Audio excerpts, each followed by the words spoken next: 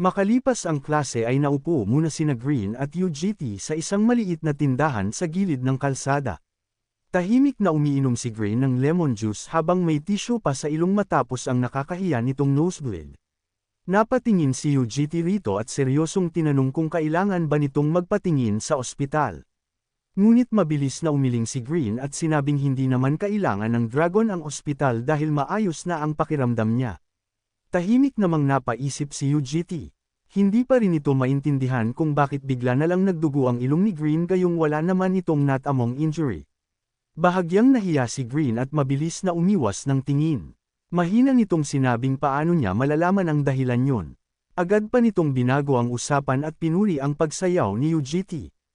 Hindi raw nito inaasahang marunong pala itong sumayaw ng ganoon kagaling.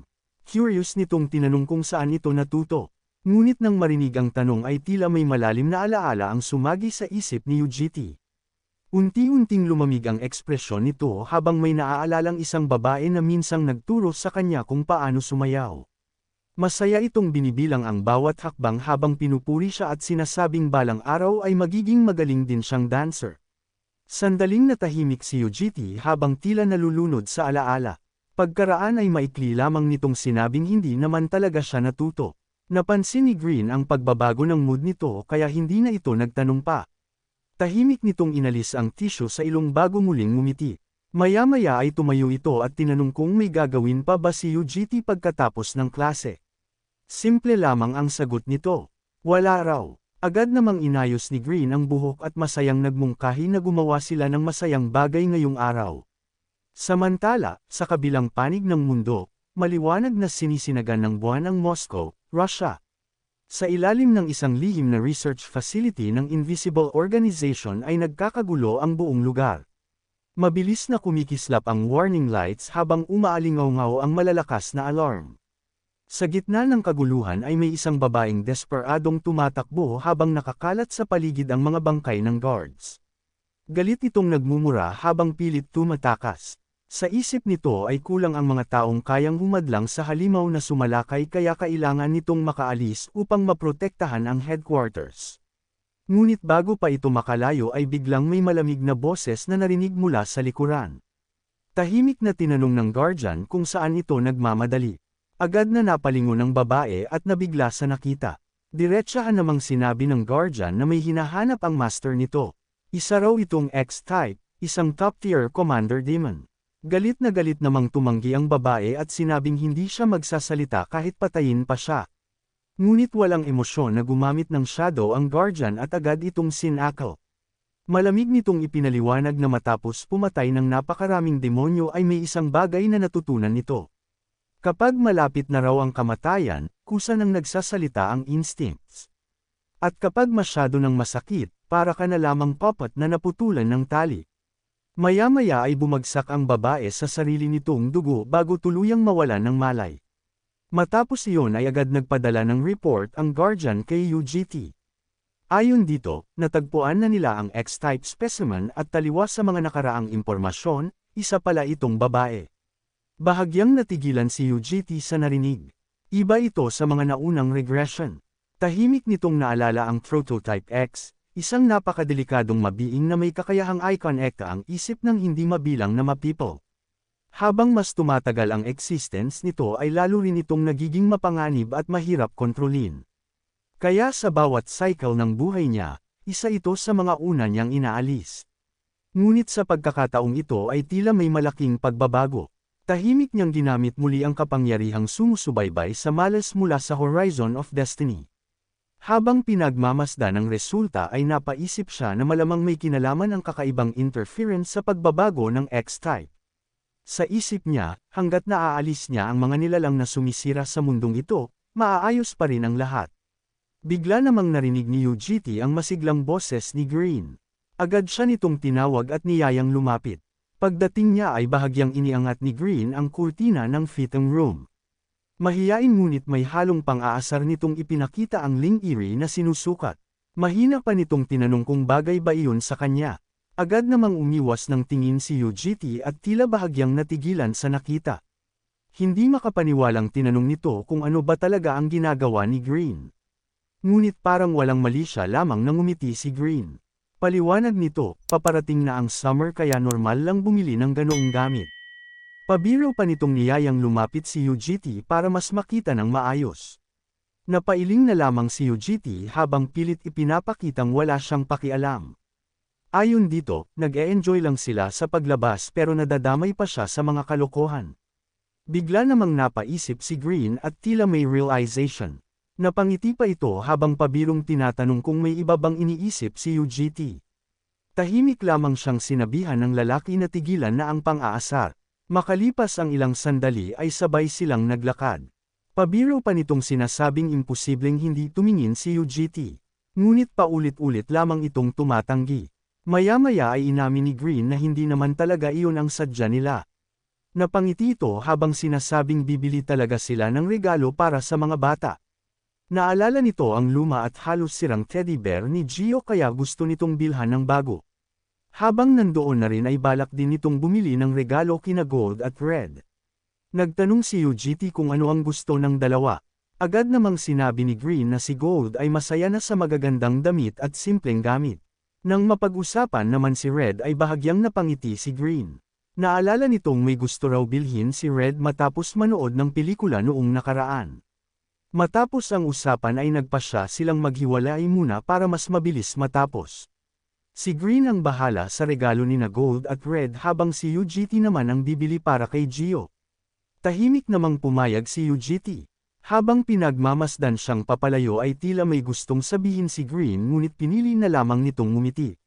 Samantala, sa isang toy shop ay tahimik na pinagmamasdan ng shopkeeper si UGT. Sa tingin nito ay nasa late 20s hanggang early 30s ang lalaki. Dagdag pa rito ang maayos na pangangatawan at matapang na aura na para bang galing military o modeling industry. Tahimik na nakatayo si UGT habang seryosong pinagmamasdan ng iba't ibang stuffed toy na tila napakahirap ng desisyong kailangang gawin. Napansin iyon ng tindera at agad na pangiti ng palihim. Sa isip nito, mukhang isa itong customer na madaling bentahan at pwedeng mapadami ang mabibili. Masigla siyang lumapit at magiliw na nagtanong kung regalo ba iyon para sa anak ni UGT. Curious din itong tinanong kung ilang taon na ang bata. Tahimik namang sumagot si UGT na nasa 4 na taong gulang pa lamang ito. Agad namang pinuri ng tindera ang edad ng bata at sinabing iyon daw ang pinaka-cute na panahon ng paglaki. Napatanong pa ito kung anak ba niya ang batang babae. Ngunit maikling nilinaw ni UGT na hindi niya iyon anak, kundi isang batang babae lamang. Agad namang napangiti ang tindera at marahang tinapik ang balikat nito. Inakala nitong pamangkin pala ang bata at pinuri pa si UGT dahil bihira raw ang lalaking personal na bumibili ng regalo para sa pamangkin. Sigurado raw na matutuwa ang bata rito. Masigla pa nitong inalok ang toy doctor set at sinabing may discount pa kung kukuha ito ng ibang items. Tahimik namang pinagmasdan ni UGT ang laruan bago maisip si Gio na may hawak na syringe. Pagkatapos ng ilang segundo ay simple nitong sinabing isama na rin iyon. Sa isip ng tindera ay tila nanalo ito sa jackpot. Hindi na nito pinalampas ang pagkakataon at sunod-sunod pang nagdagdag ng kung ano-anong laruan habang paulit-ulit na sinasabing mahalaga ang mga iyon sa pagpapalaki ng bata. Sa huli ay naparami tuloy ang nabili ni UGT. Nang ilabas nito ang pambayad ay agad napatingin ang tindera sa black VIP card na hawak niya. Biglang nagbago ang tingin nito. Alam nitong ang ganoong card ay para lamang sa elite at mayayamang pamilya. Sa isip nito, kaya pala walang pag-aalinlangang binibili ng lalaki ang lahat ng inaalok. Tahimik pa niyang naisip na baka single ito. Kaya kahit nahihiya ay naglakas loob siyang magtanong kung may girlfriend ba si UGT. Ngunit bago pa makasagot si UGT ay biglang dumating si Green at agad inakbayan siya. Napatingin ito sa mga laruan at nagtatakang tinanong kung balak ba talaga nitong bilhin ang lahat. Nang sabihin ni UGT na stuffed bear ang regalo para kay Gio, mabilis na tumutol si Green at sinabing hindi mahilig si Gio sa random na laruan. Sumingit pa ang tindera para ipagtanggol ang mga rekomendasyon nito ngunit diretsahang sinabi ni Green na hindi talaga magugustuhan ni Gio ang mga iyon. Pagkatapos ay kumuha si Green ng simpleng stuffed bear na kahawig ng luma nitong teddy at sinabing mas mabuting ganoon para hindi mabigla si Gio. Saka lamang sinabi ni UGT na iyon naman talaga ang una niyang gustong bilhin. Pagdating sa bahay ay agad natuwa sina Gold, Red, at Gio nang makita ang mga regalo. Masayang-masaya si Gold sa bagong wallet habang si Gio naman ay agad niyakap ang stuffed bear. Ngunit nang ipakita ang regalo para kay Red ay bigla itong naglabas ng handcuff habang nakangising sinasabing adult toy daw iyon. Agad natakot si Gold at tumangging sumama sa kung anumang laro ang iniisip nito. Sa gitna ng kaguluhan ay lumapit si Green kay UGT at tahimik na iniabot ang isang maliit na kahon. Pagbukas nito ay nakita niya ang bagong necktie. Mahiyain ngunit masayang sinabi ni Green na napansin niyang iisa lang palagi ang suot nitong tie kaya binilhan niya ito ng bago. Nang magkapera raw siya ay suit naman ang susunod. Tahimik lamang na nagpasalamat si UGT.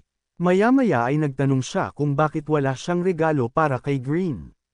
Ngunit nakangiting sinabi nitong mayroon naman at mamaya na lang niya ipapakita habang bahagyang namumula.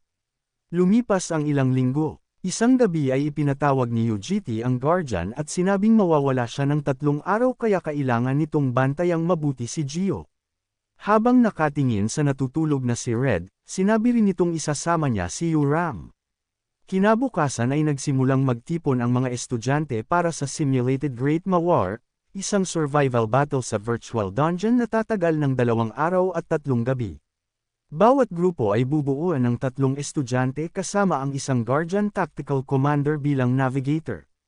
Kasama sa event si UGT at habang pinagmamasdan ang paligid ay walang pakundangang hinusgahan ni Red ang ibang kalahok, sinasabing halatang walang tunay na combat experience ang karamihan. Ngunit agad itong pinagsabihan ni UGT dahil teamwork ang mahalaga rito. Napairap na lamang si Red. Hindi nagtagal ay may lumapit na lalaki at babae na nagpakilalang sina Haki Sejiro at Kim Jian. Magalang silang nagtanong kung pwede bang makisama sa team dahil wala pa silang grupo. Ngunit agad silang tinaboy ni Red at sinabing mukha silang mahihina. Tahimik namang kinausap ni UGT ang dalawa at matapos mangakong hindi magiging pabigat, simple siyang pumayag. Napairap si Red at galit na tinanong kung sino ang pumayag na isama ang dalawa sa team. Tahimik lamang na sumagot si UGT na kung ayaw nito ay maaari naman itong humanap ng ibang kakampi. Dahil doon ay napasimangot si Red ngunit wala na rin itong nagawa kundi sumang-ayon. Pabirong binalaan pa nito sina Sejiro at Kim Jian na huwag silang magiging pabigat kapag nagsimula na ang laban. Agad namang nagpasalamat ang dalawa at mukhang gumaan pa ang pakiramdam dahil tinanggap sila sa team. Ngunit hindi pa man tuluyang nagsisimula ang event ay may biglang gulong sumulpot. Mabilis na may kamay na hamampas sa ulo ni Sejiro dahilan upang mapasigaw ito sa sakit. Lumitaw si Johnny habang masamang tingin ang ibinibigay rito. Galit nitong pinagsabihan si Sejiro at tinanong kung bakit palagi pa rin itong nakadikit sa kanila. Halatang takot na agad humingi ng paumanhin si Sejiro habang hawak ang masakit na ulo. Pagkatapos noon ay bumaling si Johnny kay Kim Jian at sinimulan itong asarin. Pabiro ngunit may halong pang-iinsulto nitong tinanong kung bakit hindi man lang nagsasalita ang babae. Maya-maya ay hinawakan pa nito ang ulo ni Kim Jian at sinabing dapat daw nitong ayusin ang bangs dahil masyado itong mukhang malungkot. Mahina lamang siyang nakiusap na tumigil na. Ngunit tila lalo pang natuwa si Johnny. Habang nakatingin sa dalawa ay mapanghamak pa nitong sinabi na normal lang naman daw ang trato sa mga orphan na estudyante na walang guardian. Sa mismong sandaling iyon ay tahimik na lumapit si Red. Malamig nitong tinanong kung ano ang ibig sabihin ng salitang orphan. Bahagyang natigilan si Johnny nang makilala kung sino ang kaharap. Naalala pa nito ang bilin ng matatanda na huwag basta makialam sa mga taong gaya ni Uram. Kaya mabilis nitong binitiwan si Kim Jian at pilit na nagpaliwanag. Ayon dito, ang ibig lang sabihin ng orphan ay mga estudyanteng walang guardian o sumusuporta kaya madaling maliitin. Tahimik na nakinig si Red bago marahang inayos ang buhok nito. Saka ito napailing at sinabing malas naman at kailangan pa nilang makasama ang mga ganitong klase ng tao. Napangiti agad si Johnny at sinubukang sumipsip. Pabiro nitong inalok si Red na sumama na lang sa grupo nila dahil sayang daw ang lakas nito sa mahihinang kakampi. Handa pa raw siyang magbigay ng spot para rito. Nagulat pa ang mga kasama niya sa bigla nitong sinabi. Ngunit bago pa makapag-react ang lahat ay mabilis na sumuntok si Red. Diretsyong tumama ang kamao nito sa mukha ni Johnny dahilan upang mapa-address ito sa sobrang sakit. Galit na pinagsabihan ni Red ang lalaki at tinanong kung sino ang nagbigay rito ng karapatang hawakan siya. Ayon pa rito, huwag nitong isipin na magkapantay sila. Tahimik na napatigil si Johnny habang pilit kinikimkim ang galit. Ngunit kahit puno ng inis ay umatras na lamang ito at nagbantang babawi sa susunod. Tahimik namang napatingin sina Sejiro at Kim Jian kay Red, halatang hindi makapaniwala sa nangyari. Habang si UGT naman ay napabuntong hininga na lang na tila sanay na sa ugali ni Red. Maya-maya ay dumating ang guro na si Professor Kenji at ipinaliwanag ang rules ng simulation. 50 teams ang papasok sa magkakaibang spawn points at lahat ng activity, damage, pagkatalo, at maging pagkamatay ay may katumbas na score. Kapag napatay ang estudyante ay kailangan nitong maghintay ng 3 oras bago muling mag-respawn. Ang battlefield ay isang napakalawak na virtual dungeon na tinatawag na Ant Nest. Matapos ang paliwanag ay isa-isang pumasok ang mga estudyante sa virtual matrix, kabilang ang grupo ni UGT. Pagpasok pa lang ay agad na pangisi si Red habang pinagmamasdan ang paligid. Para sa kanya ay magandang lugar iyon para sa isang masayang patayan. Ngunit mabilis siyang pinigilan ni Kim Jian at tinanong kung paano nila hahanapin ang ibang teams. Simple lang namang sagot ni Red, tumakbo lang sila at siguradong may makakasalubong din. Agad namang nagpaliwanag si Kim Jian na hindi sila kasambilis ni Red at kapag iniwan sila nito ay madali silang maa-ambush. Napairap lang si Red at kinutya pa ang mga ito dahil tila proud pa raw sa pagiging mahina. Iminungkahi ni Kim Jian na gumawa muna sila ng strategy, ngunit para kay Red ay simple lang ang plano, siya ang lalaban habang susunod na lang ang iba. Hindi yun nagustuhan ni Kim Jian at pinaalalang team match iyon, hindi solo fight. Agad namang sumimangot si Red at nagalit dahil pinagbigyan na nga niyang sumama ang mga ito pero parang gusto pa siyang utusan. Natarante si Sejiro at mabilis pumagitna para pakalmihan ang dalawa.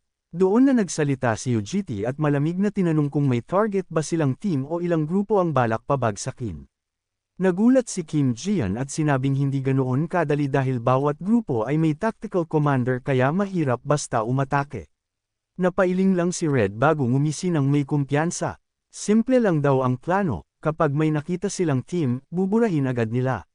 Samantala, sa kabilang banda ay galit na galit pa ring naglalakad si Johnny habang hawak ang masakit nitong panga. Pinagsabihan pa siya ng navigator kung bakit kasi patuloy niyang inaasar si Yuram gayong ipinagbawal na iyon ng mga nakatataas. Napasimangot naman si Johnny at sinabing gusto lang niyang makipagkaibigan ngunit hindi niya inaasahang totoong baliw si Red. Nang tanungin kung seryoso ba siyang inalok si Red na lumipat ng team ay mabilis niya iyong itinanggi at sinabing sinusubukan lang niya ang reaksyon nito. Ngunit para matakpan ng kahihiyan ay galit niyang sinabing kapag nagkita sila ulit ay dudurugin niya si Yuram. Ngunit bago pa matapos ang pagbabanta ay may malamig na boses na biglang sumingit mula sa likuran. Paglingon niya ay si Red na pala iyon, may hawak na espada at nakangising tila sabik sa laban. Bago pa makareaksyon si Johnny ay isang malakas na sipa agad ang tumama sa panga nito, dahilan para bumagsak ang HP niya mula 100 hanggang 17. Mabilis na umikot si Red sa ere dahilan para mapamangha ang lahat ng nakakita. Sa lakas ng sipa nito, diretso si Johnny sa pader at nagdulot pa ng malakas na pagyanig sa paligid. Nanlaki ang mata ng navigator ng team nila. Doon lang nito na-realize na matagal na pala silang minamanmanan. Agad itong sumigaw ng babala. Inaatake na raw sila kaya mabilis na maghanda ang lahat. Kasabay noon ay mabilis na pamwesto ang dalawang kakampi ni Johnny habang inihahanda ang machine guns. Tahimik namang lumapag si Yuram sa lupa. Malamig itong ngumiti bago sabihing pwede silang lumaban kung gusto nila, pero mali ang iniisip nila. Hindi raw iyon laban. Isa lang yung one-sided hunt para sa mga asong katulad nila.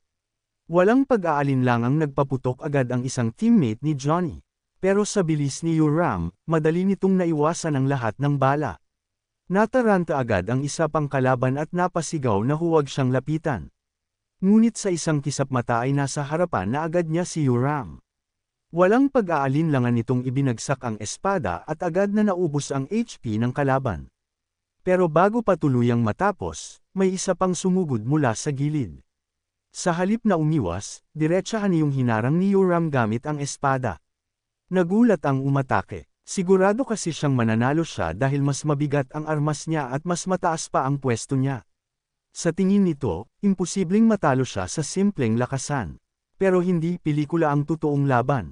Biglang nanlaki ang mata nito nang makitang matatag pa ring nakatayo si Yoram habang may ngising puno ng panghahamak.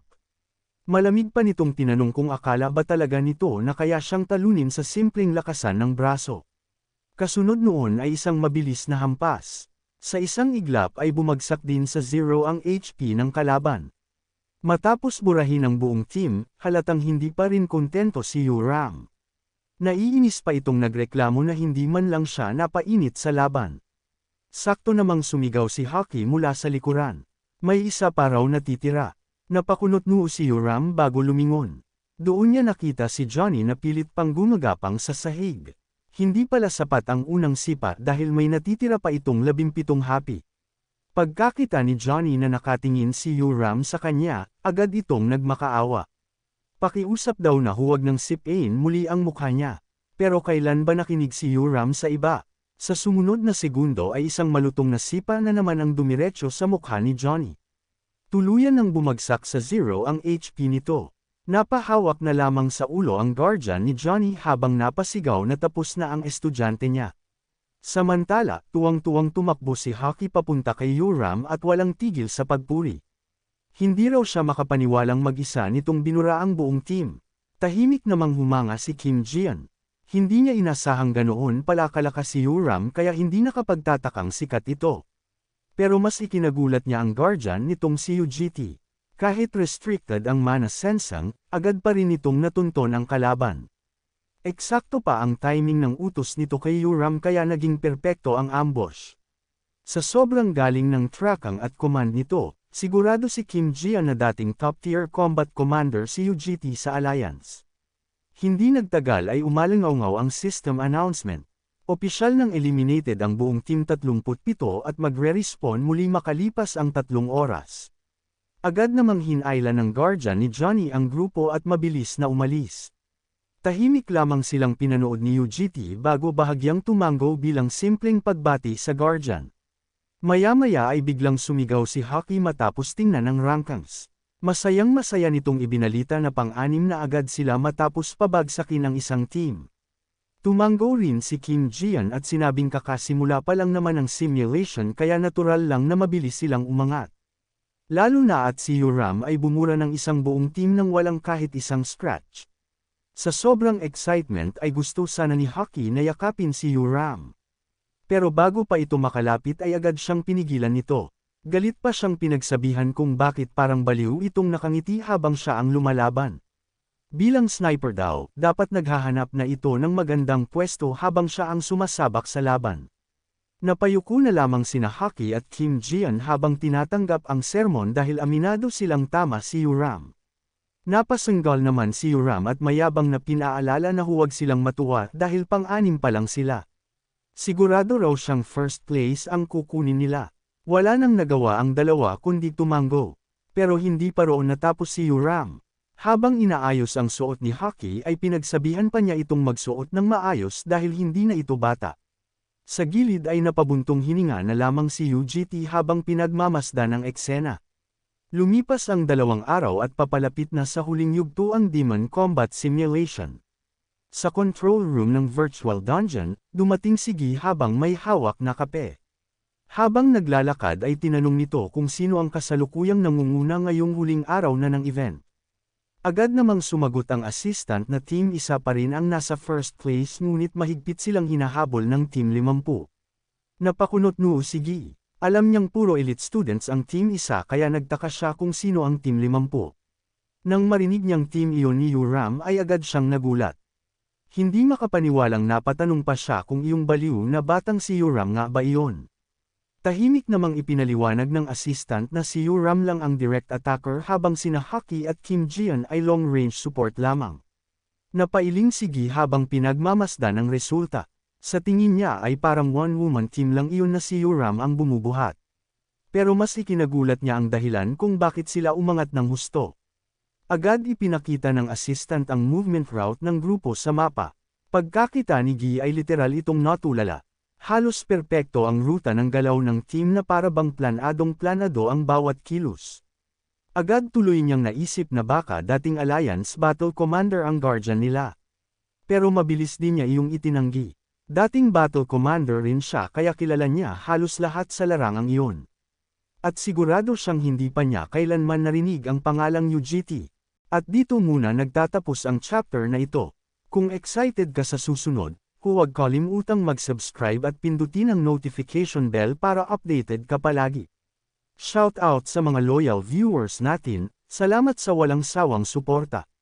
Kita-kits sa next upload.